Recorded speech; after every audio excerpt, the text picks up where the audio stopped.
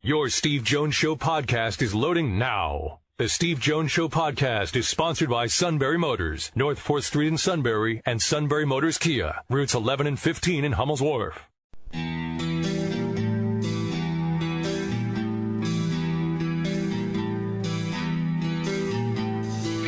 Sports talk where your voice counts. This is the Steve Jones Show on News Radio 1070 WKOK. Now, from the Sunbury Motors Studio, here's Steve Jones.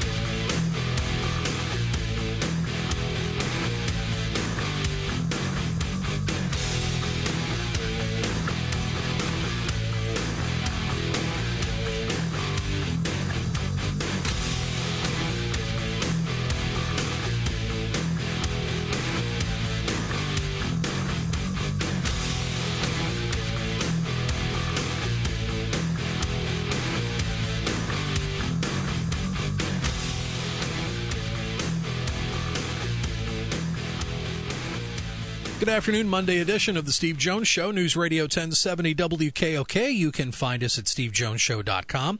Subscribe to our podcast. We're on iTunes, the Apple Podcast app, Google Play. Search Steve Jones Show and hit subscribe. And after the shows air live on WKOK, we drop them right to your smartphone or tablet so you can listen to them anytime, anywhere. And you can also access 3 months of shows on our website at stevejoneshow.com. Our email is stevejones@wkok.com if you want to drop us a line. We're also on Facebook. Give us a like. We're on Twitter. Give us a follow. Twitter handle at SteveJonesPSU. And, of course, we mentioned stevejoneshow.com, the website. Steve's in the Sunbury Motors studio soon. Sunbury Motors, Ford, Lincoln, Hyundai, North 4th Street, Auto Plaza, Sunbury, and Sunbury Motors Kia on the Strip, routes 11 and 15 in Hummel's Wharf. Monday edition of the Steve Jones Show, always brought to you by Purdy Insurance on Market Street in Sunbury. Go to purdyinsurance.com. Do some spring cleaning with your insurance policy. Are you sure you're completely covered when life happens? Well, you want to make sure you got the right people in your corner when life happens, and that's why you turn to the pros at Purdy Insurance. They'll put together a customized policy, fit your needs, fit your budget, and they only deal with the products and brands that are the most reputable, the ones that you can count on, the ones that get the highest rankings and ratings of customer service and satisfaction. So they'll go to bat for you. Purdy Insurance. Pay them a visit, Market Street, Sunbury, and go to purdyinsurance.com. Of course, we're looking forward to the annual Truman H. Purdy Memorial Golf Tournament to benefit the Greater Susquehanna Valley YMCAs in Sunbury and Milton, coming up on May the 8th.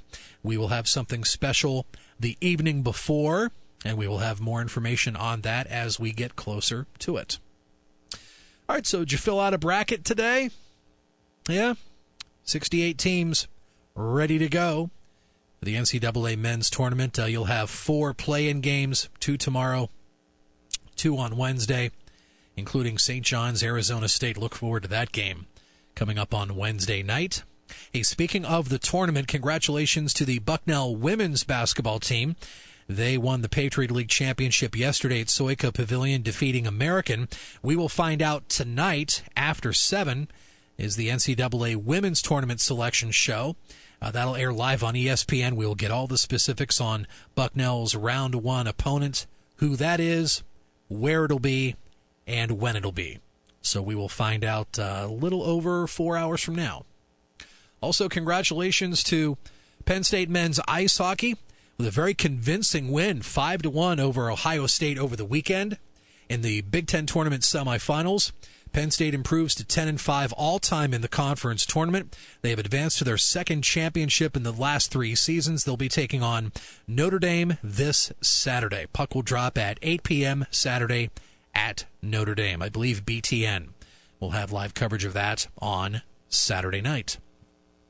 Talk more hockey with Ben Jones from statecollege.com, Penn State hockey and football writer. Also get Ben's take on spring football at Penn State, which started less than a week ago.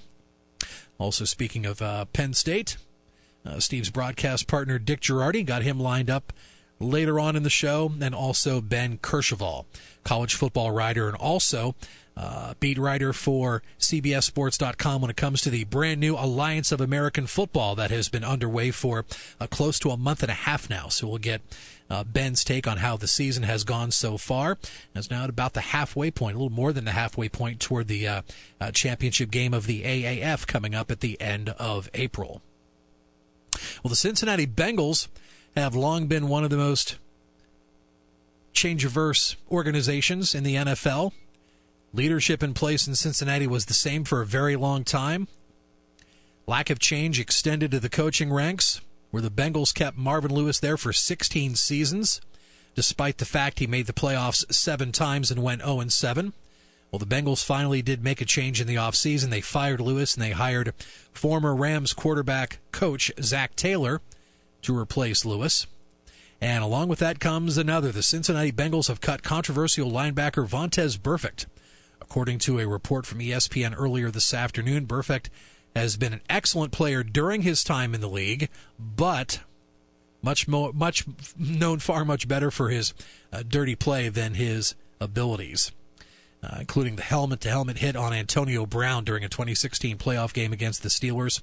That played a part in the league's decision to suspend Vontaze Burfict for the first 3 games of the next season. After that, he also was accused of dirty hits against Baltimore Ravens tight end Max Williams, former New England Patriots tight end Martellus Bennett, and former New England Patriots running back LeGarrette Blount. And then there was also a dirty hit against a Kansas City player during the 2017 season, and accusations by the Steelers last season that he appeared to kick fullback Roosevelt Nix in the head during a game.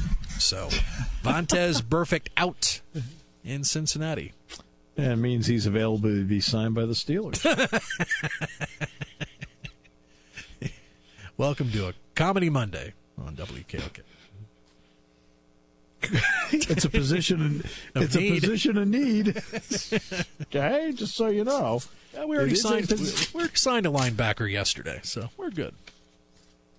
Well, you signed a hybrid. Yeah, true.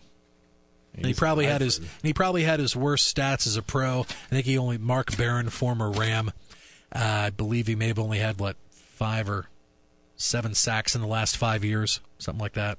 So it's not like he's lighting up the stat sheet. Yeah, but I would think they will still either first or second round pick. I think they would still take an inside linebacker somewhere there. Or they could sign Vontaze Burfict. The hits keep on coming. Just watching you and El Suderoni change your name. Hey, we got Burfict. It's a big play. You know what? Oh, you should have heard him earlier today down the hall. He was ready to change his allegiance, change teams yesterday. I know that. I know he kicked Le'Veon Bell of the Jets in the head, but you know what? That's our guy. I can hear it now. And exactly which team was he switching his allegiance to? Did not say that, though. Well, you have to have an alternative, don't you? I guess he's going to have tryouts, I guess. Tryouts for what? Okay, look, we don't want him, let alone another team. Didn't go so far as to say which his new team would be. So he's all in right now on the San Diego Fleet in the Alliance of American Football. They lost last night. Come on. They lost last night. He said to me, he goes, I'm really disappointed in you. And I go, well, if I want that tone, I don't have to leave my driveway. But where are you getting at? He goes, you have not watched hardly any of the Alliance of American Football. I'm absolutely ashamed of you. And I said, I said to him, it's like, well, I'd love to. It's not because it's a bad product. I think it's been a good product so far. It's not been, ripped to shreds by a lot of people. I mean, the quality, I think, is not all that bad. I know Ben Kercheval will, you had a chance to talk to him, we'll get the latest on what's happening in the AAF because we're just a little over a month away from their first championship game. They got Johnny Manziel. I don't know if I'd call it the face of the league, but but Memphis needed a quarterback, so yeah, they were running out of options, so which stinks because we were really rooting for Christian to get things turned around. Yeah, I was too. Yeah.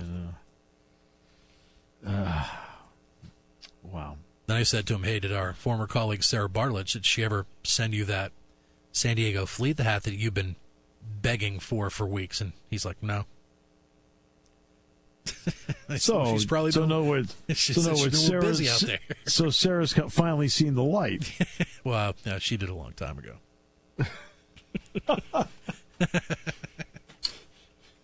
Suit, eye roll. Suit, eye roll. All right, the NCAA tournament. We're going to have Dick Girardi on today as one of our guests. I think we're going to have David Greenberg from the Washington Post on, BenJonesStateCollege.com. We have a lot going on. We'll save Ben Kershval for later in the week. That's timeless, don't you think? I think Ben's timeless. He is. He's been awesome. But, yeah. Well, every time he joins us. He's a great guest. But we'll have Ben on later in the week. We got Neil tomorrow. We'll talk about the NFL with Neil and where everything stands with the Steelers. I believe contemplating a 5-year guaranteed contract with Vontaze Burfict. He kicked Le'Veon Bell in the head. Good. If it had happened a year ago, bad. You gotta love the Steeler fans. The second they put on your jersey, they're your guy. The second they leave the jersey, scum. They've abandoned an entire city. Ben hasn't. You still have Ben. We do.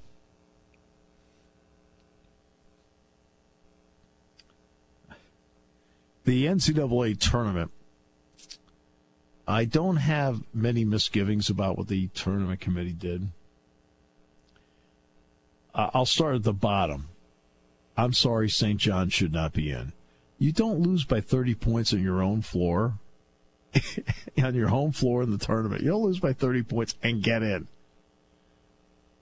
My problem is I don't know if I have a great alternative to them, maybe NC State.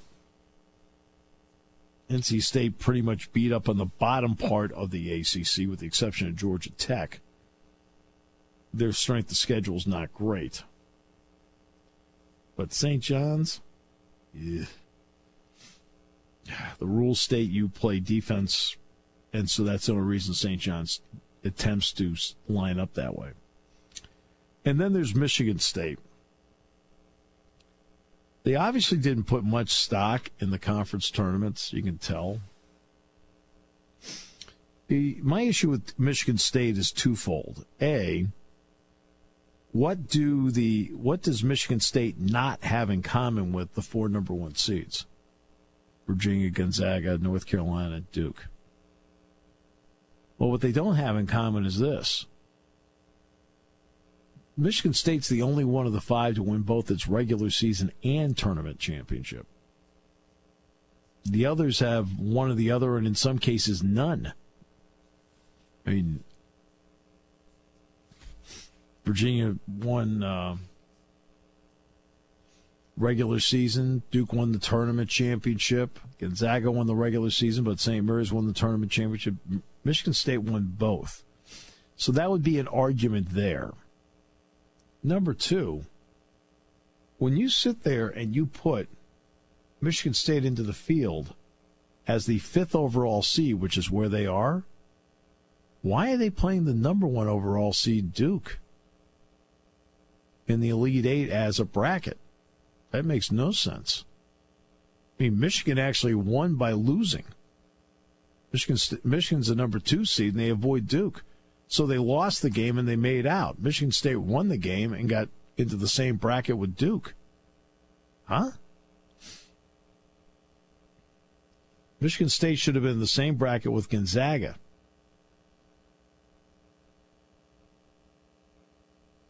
That would make more sense to me. And I don't want to hear about distance. The distance from East Lansing to Washington is 591 miles. The difference from East Lansing to Kansas City is 711 miles. So if you're saying, oh, no, well, this more regionalizes it, that's a difference of 120 miles. Okay, that's the distance from Harrisburg to Williamsport.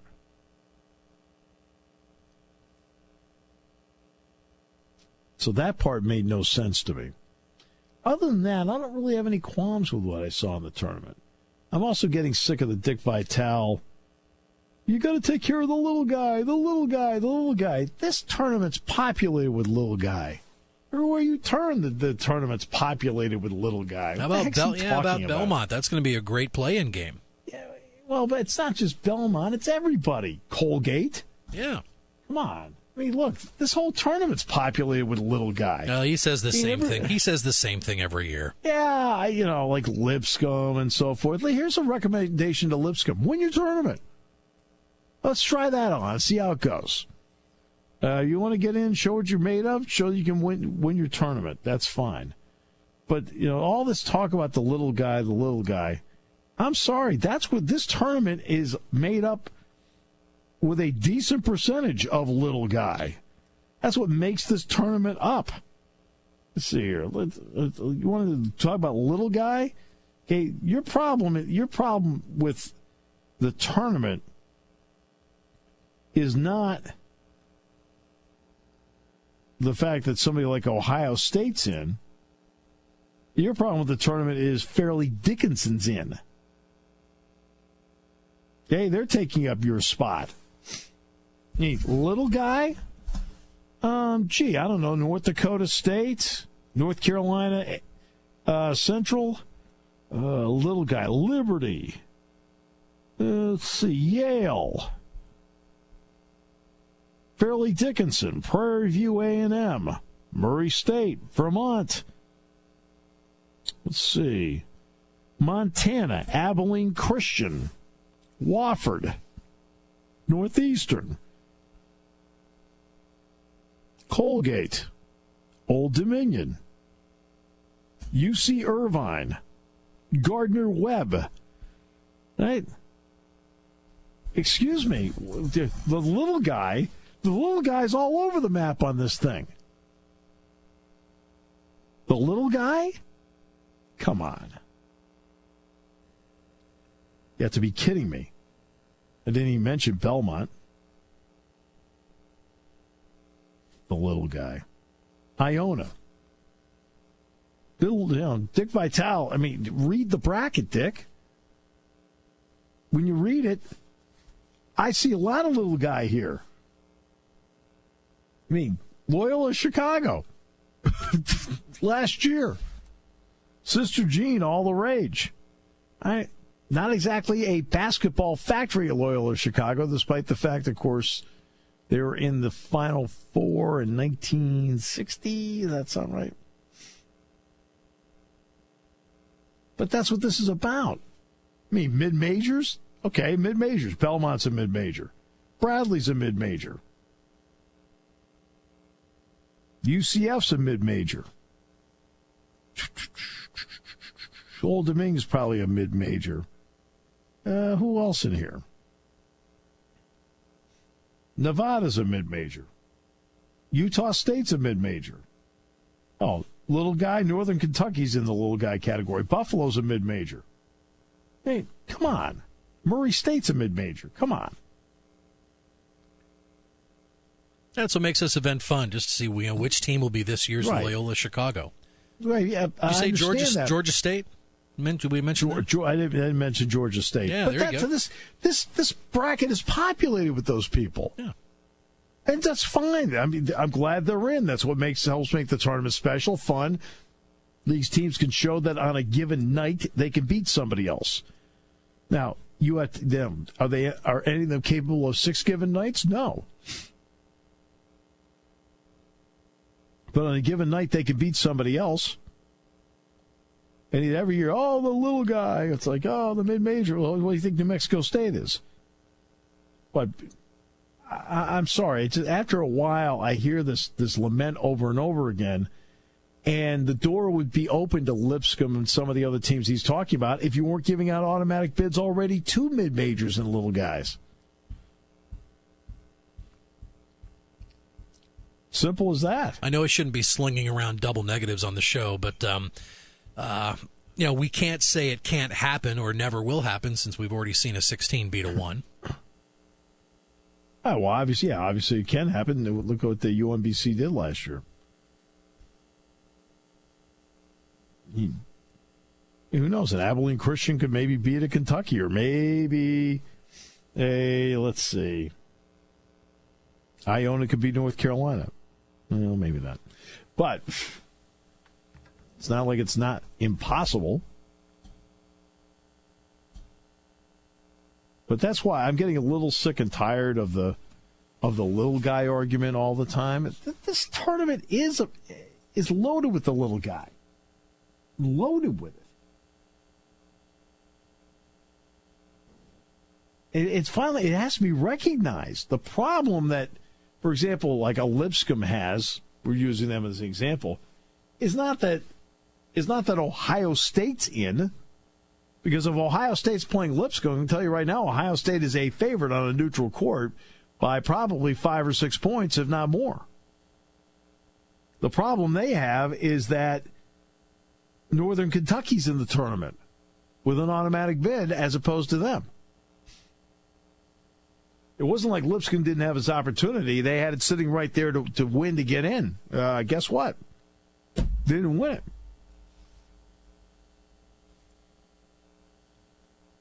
That's why they end up being, and Lipscomb ends up being, I think, a 4 or 5 in the NIT. So they weren't one of the 4 number 1 seeds. They were not close to getting in. All right, we'll take a break. Bottom of the hour. It's news next here on News Radio 1070 WKOK, brought to you by Purdy Insurance. When it comes to car buying, there's the other guy's way, and then there's the SMC way. The other guys force you into a vehicle you really don't want. The Sunbury Motors way lets you take the time you need to browse, ask questions, and take the test drive and think on it. For over 100 years, the Mertz family and all their employees have made your experience the most pleasant one you'll ever have. The other guys won't offer you the best price for your trade, no matter how much they say they will. The SMC way is their promise to provide you with the most money the market shows your vehicle is worth. The SMC way is to offer you all applicable factory rebates on new vehicles and generous discounts. Looking for a pre-owned vehicle? The SMC way checks each vehicle in a 200-mile radius to determine the lowest price, then beat it. It's the lowest price promise, just part of the SMC way. The choice is up to you. The other guy's way or the SMC way. The SMC way wins every time. Sunbury Motors Company in the North 4th Street Auto Plaza, Sunbury, and at sunburymotors.com. Selling more cars and satisfying more customers for over 100 years. Taking your calls at 800-795-9565. This is the Steve Jones Show on News Radio 1070 WKOK. Now, from the Sunbury Motors Studio, here's Steve Jones. All right, Sunbury Motors, 4th Street in Sunbury. Sunbury Motors Kia, routes 11 and 15 in Hummel's Wharf.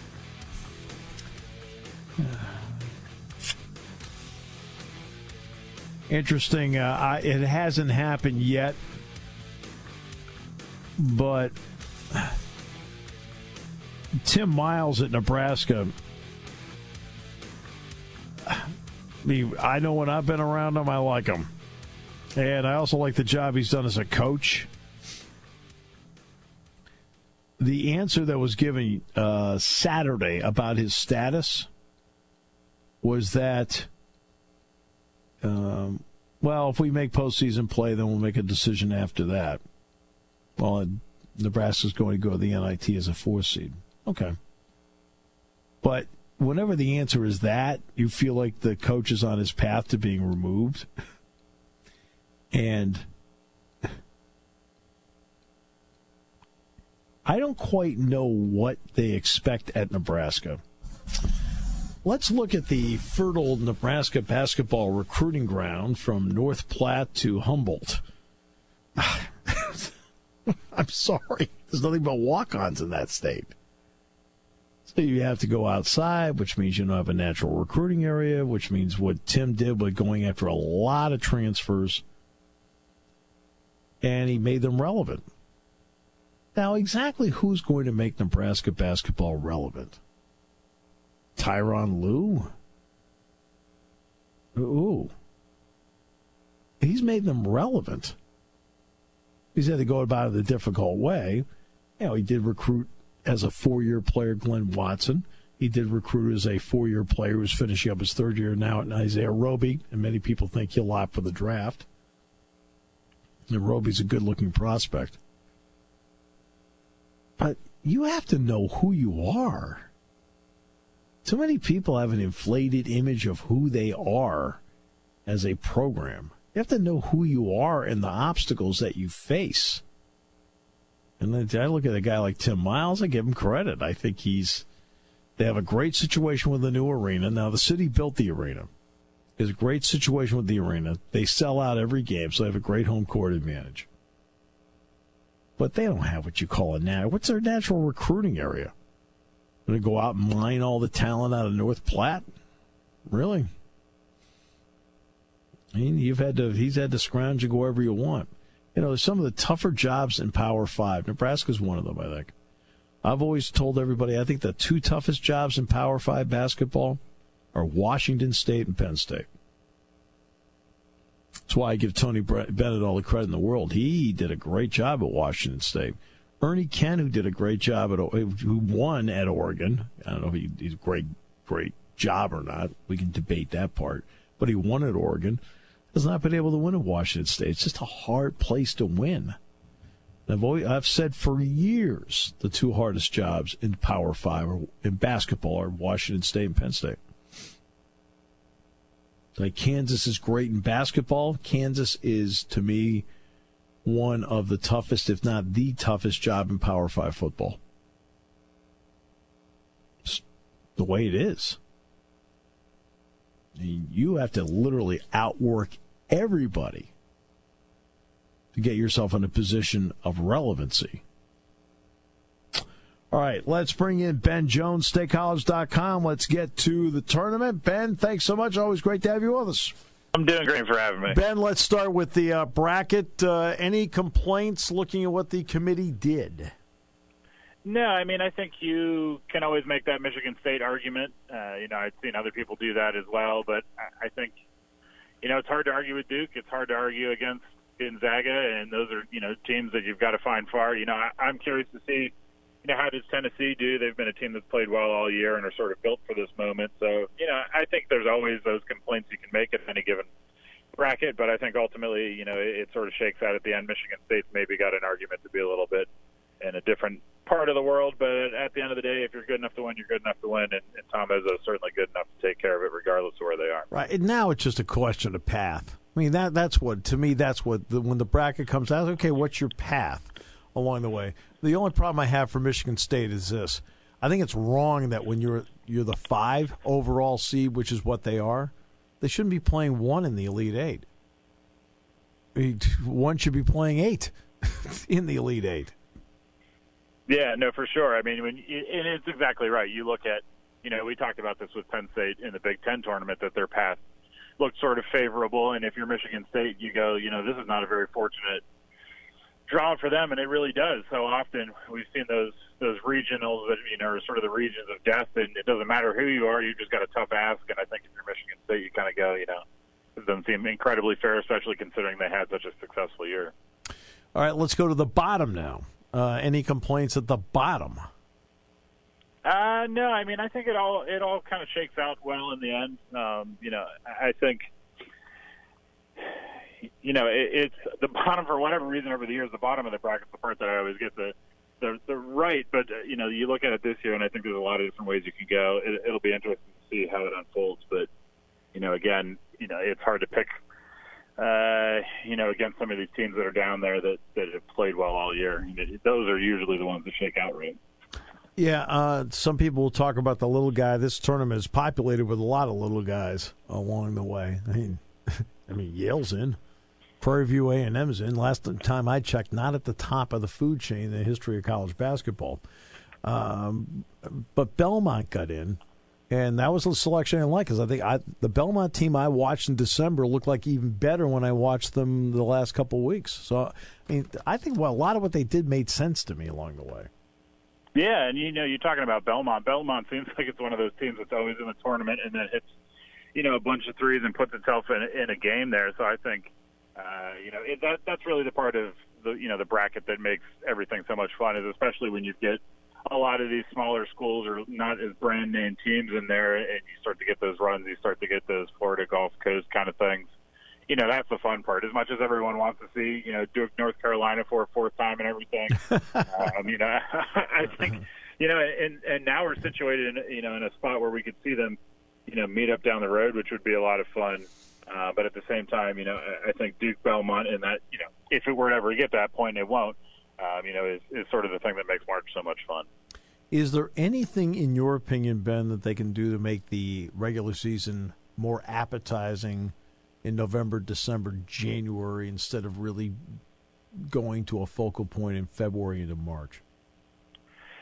Yeah, that's a tough question. I mean, I think, you look at any sport that's got a lot of games and you try and put meaning into the middle part of the season. Right. One of the obvious answers is maybe, say, play fewer games or something like that. But I don't know if that's necessarily the answer, because I think you've seen a lot of these teams, go through ups and downs, goes through injuries. It's as much about the survival as it is anything else. But there's no doubt, if you're Michigan and you lose to Penn State, it's a big deal for Penn State, and it certainly didn't help Michigan, but it's one of those things that you go, well, we're still going to make the Big Ten tournament and be fine. We're still going to probably make the Big Ten tournament championship game.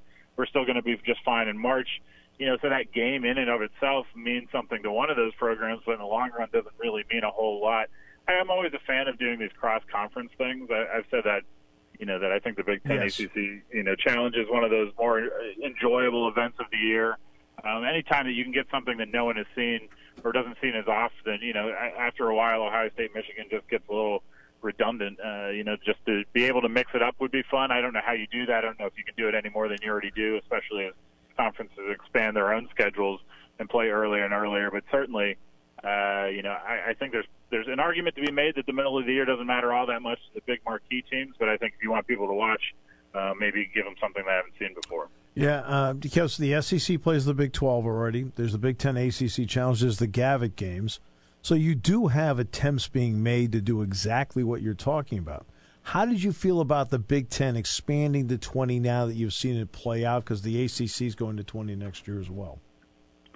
Yeah, I mean, I think ultimately, part of the reason that you play a lot of games and part of the reason that you have these seasons that are so long is it gives you more and more data points to kind of separate these teams out. And I think you look at the Big Ten this year, which was pretty much, you can make arguments about conference strength and whatnot, but I think, in terms of every game being competitive for the most part on a net average, they were. And I think playing more games gives you more opportunities to kind of get more data about which team's better, which team, deserves to be in the top of those standings. So, I don't have an issue with it. I do think that, like we saw a few years ago when this all started, that there's that sort of, adjustment period where you're playing conference games way, way earlier. And certainly the ACC's kind of got everybody beat now with their opening weekend having some of those. But, I think it's for the better in terms of conference depth and sort of sorting things out, especially if you're the Big Ten or the ACC, where you can kind of argue that, top to bottom, you're probably as deep as anyone, if not deeper. Okay, so when this all shakes out, who gets to Minneapolis in your mind? I know you probably already sat down and did your bracket. I actually have not filled my bracket out yet. So this is I like to kind of ruminate on it a little bit and then I find myself doing better when I don't think so hard.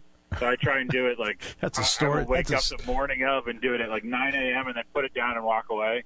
But I mean, I think, you've got to have Gonzaga in there. You've got to have Duke in there. I think Tennessee is a team that can make a run, like I already said.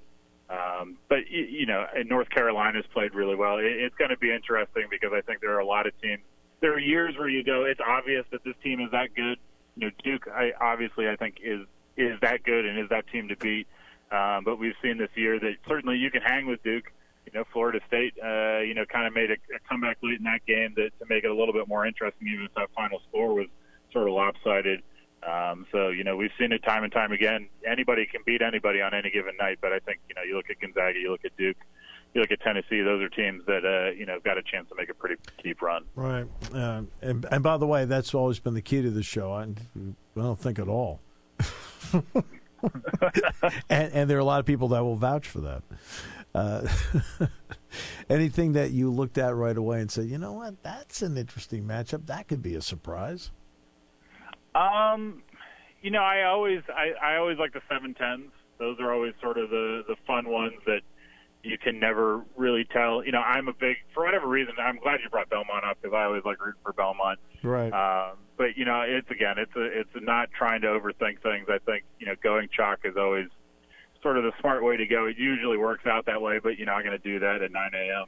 on Thursday morning or Wednesday, depending on if I do those play-ins and find myself, overthinking it and trying to pick stuff that doesn't make sense in my head. But that's the great part about March because you get to be angry one weekend out of the year about how smart you think you are and then how dumb you end up being. Look, in the end, we're all guessing. Hey, I mean, if you go out and you pick it by the team, by the colors of the school, you might do just as well. It's like picking the Kentucky Derby. I like the Silks. There you go. Same thing. Ben, thanks so much. Appreciate your time. Yep, thanks for having me, Steve. Ben Jones, StateCollege.com. Dick Girardi, next half hour as we continue here on News Radio 1070 WKOK, brought to you by our good friends at Purdy Insurance. For nearly 100 years, Purdy Insurance has been your locally owned, family-operated source for insurance products. With a staff of over 20 and partnerships with some of the industry's most trusted companies, Purdy has the experience and resources to get the job done. Whether you need personal, home, and auto, or complex business insurance solutions, Purdy will help you navigate through the process. Call today at 570-286-5855. Or better yet, stop in their Sunbury office to see what Purdy Insurance can do for you.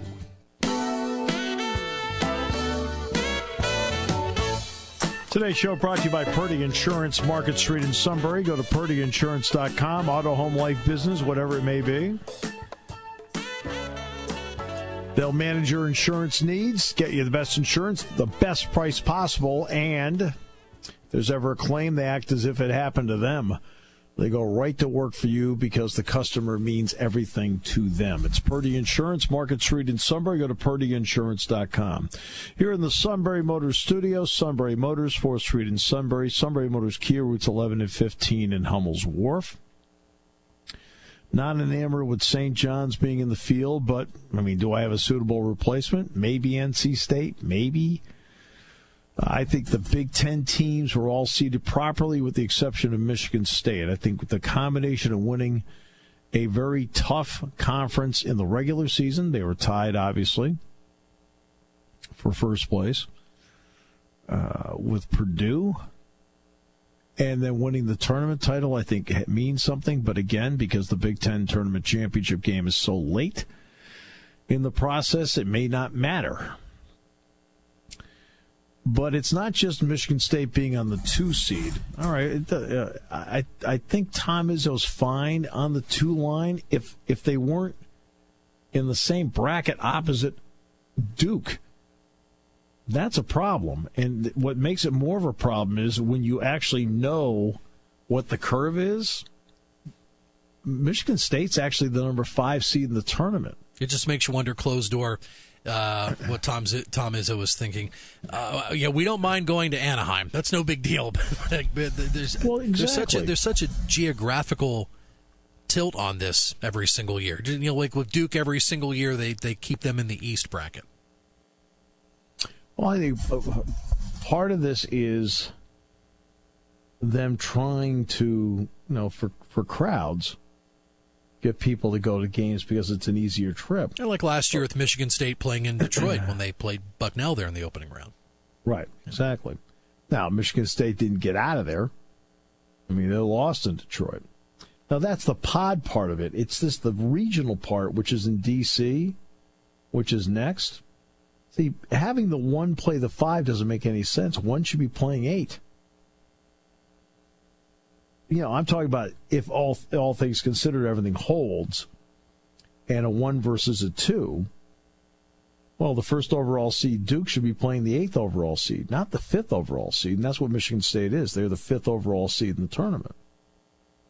That's the problem I have with what they did with Michigan State more than anything. 1 line, or if you're going to be on the 2 line, you don't put them on the 2 line opposite the number 1 overall seed if you're the 5th overall seed. That's the problem I've got with what they did with them. But I don't have many other qualms with what the committee did. And kudos to CBS when they presented it last night. It was just laying out the brackets for the first 35-ish minutes. No fanfare, no in-studio audience, no lining up the teams in alphabetical order, none of that stuff. Just back to the basics. Right. Just dish out the brackets and the matchups, and they had their highest ratings in like 4 or 5 years. Right. No, they did it right. They just sat there and just knocked them out. And that's all anybody cares about when it comes to the brackets. You can't turn the bracket deal into a show. It's not a show. It's a bracket reveal. So reveal the brackets because people want to know who's in, who's out, what the matchups are, where the matchups are going to be, and what the path is for either their favorite team or somebody else on the journey. Ken Pomeroy is going to join us on the show tomorrow, by the way. Get the Ken Pom take on what's going on with the tournament. And by the way, when you look at the Ken Pom tournament, his highest ranked team not in is Clemson at 29. Next is Texas at 30. NC State at 33. Nebraska at 39. And Penn State at 40. It's the fifth highest team not in the tournament. They're not in any tournament.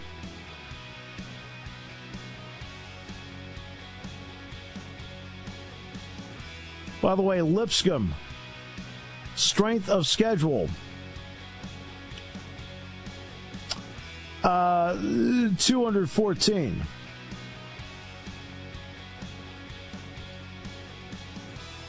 Yeah. NC State 59, Clemson 34, Texas 14, Nebraska 5, Penn State 6.